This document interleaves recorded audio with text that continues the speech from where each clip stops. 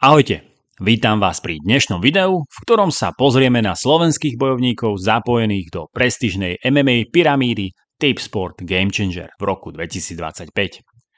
Tento turnaj s celkovou dotáciou 1 milión eur sľubuje brutálne zápasy a obrovské výzvy. Ktorí slovenskí fighteri zabojujú o slávu a veľké peniaze a aké sú ich šance na výhru v pyramíde? Poďme sa na to pozrieť. Tipsport Game Changer 2025 sa tentokrát sústredí na strednú váhu do 84 kg.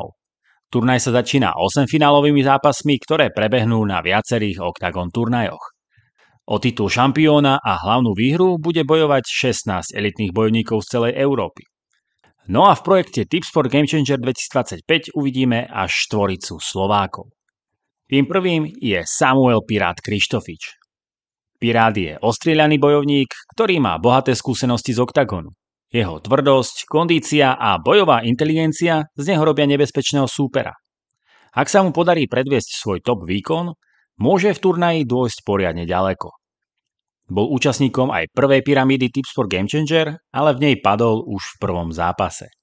Jeho šance v treťom ročníku sú momentálne otázne, aj vzhľadom na to, že je jediný bojovník, ktorý zatiaľ nepozná svojho súpera v 8 finále. Ďalší Slovák v pyramíde je Vlasto El Chapo Chepo. Vlasto je známy svojim brutálnym knockoutovým štýlom. Má jedno z najtvrdších KO v oktagone a keď rozbehne svoj chaos v klietke, tak jeho údery sú smrteľné. Každý zápas s ním sľubuje poriadnu prestrelku, takže sa máme na čo tešiť. V pyramíde sa v prvom kole stretne s Rakúšanom Erhanom Kartalom. Pre Chepa sa jedná o priaznivý výber supera. Kartal totiž bojuje najmä v postoji, kde Chepo svojim štýlom obvykle ovládá celý zápas. Kartal navyše polku kariéry strávil vo welterovej váhe a preto by aj fyzické parametre mali byť výhodou Vlasta Chepa. Tretí Slovák je Marek Mazuch. Mazuch je silový zápasník, ktorý si buduje rešpekt svojou tvrdosťou a fyzickou dominanciou. Jeho úlohou v pyramíde bude ukázať, že slovenskí bojovníci vedia nielen baviť fanúšikov, ale hlavne vyhrávať zápasy. V prvom kole to však bude mať ťažké, keďže sa proti nemu postaví Poliak Piotr Wawrzyniak. Bývalý šampión Babylonu či dočasný šampión Octagonu v 84 je tvrdý v postoji, ale dokáže si pomôcť aj wrestlingom. V zápase dvoch bojovníkov prvej svetovej stovky môže rozhodovať každý úder. Posledný Slovák v pyramíde je Milan Ďatelinka. V rezervnom zápase pyramídy na Octagon 67 sa predstaví Milan Ďatelinka, ktorý je pripravený naskočiť do hlavného turnaja, ak by sa niektorý z bojovníkov zranil. Ak dostane šancu, určite sa ju pokúsi využiť naplno. Ak sa nikto nezraní, čaká ho odveta s Jamie Corderom. Ich prvý zápas skončil ako no contest po tom, čo Cordero zasiahol Ďatelinku lakťom do zátilku. Ďatelinka bude chcieť dostať svojej prezývke Mr. Comeback a vrátiť sa opäť víťazne. Pozrieme sa aj na to, kto sú najväčší favoriti v pyramíde a s kým sa môžu Slováci stretnúť v ďalšom kole.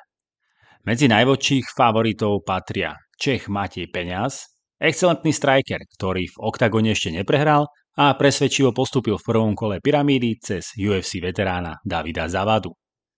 Ďalej Kerim Engizek, reprezentujúci Turecko a Nemecko. Aktuálny šampión strednej váhy v oktagone je skúsený fighter s dlhým víťazným ťažením. Naposledy prehral v roku 2014 a odvtedy ťahá sériu 15 víťazných zápasov v rade. Rovnako ako Peňaz už postúpil do druhého kola Tipsport Game Changer. Moldavský Drakula Jon Surdu je tvrdý postojár s nekompromisným štýlom. Ten mu pomohol získať aj opasok oktagonu vo welterovej váhe. Surdu nastupuje už druhýkrát do Tipsport Game Changer pyramídy. V prvom ročníku padol už v prvom kole s neskorším víťazom Bojanom Veličkovičom. V tomto zápase sme videli ale vzácny moment, keď sa Surdu a Veličkovič navzájom trafili tak dobre, že si dali vzájomné KO. Naši bojovníci ale majú veľkú šancu ukázať, že slovenské MMA patrí medzi európsku špičku. Mnohí poukazujú, že slabiny Chepa či Mazucha sú v boji na zemi. Ale pyramída sa prakticky skladá najmä z postojarských bojovníkov a je možné, že svoju obranu proti takedownom nebudú musieť takmer používať. To samozrejme zvyšuje šancu Slovákov na postup do neskorších kôl. V prvom kole očakávam výhru Chepa i Ďatelinku v rezervnom zápase. Pri Pirátovi je bez supera zbytočné zatiaľ tipovať, No a v prípade Mazucha, tak tam vidím šance vyrovnanejšie a mierne sa bohužiaľ prikláňam v prospech jeho súpera. Ako ďaleko to podľa vás dotiahnu Pirát, Čepo, Mazuch a možno aj Ďatelinka? Podarí sa Slovákom prebojovať až do finále? Dajte mi vedieť svoj názor do komentárov a nezabudnite dať like a odber, aby vám neušli ďalšie videá zo sveta bojových športov. Vidíme sa pri ďalšom videu. Dovtedy ahoj.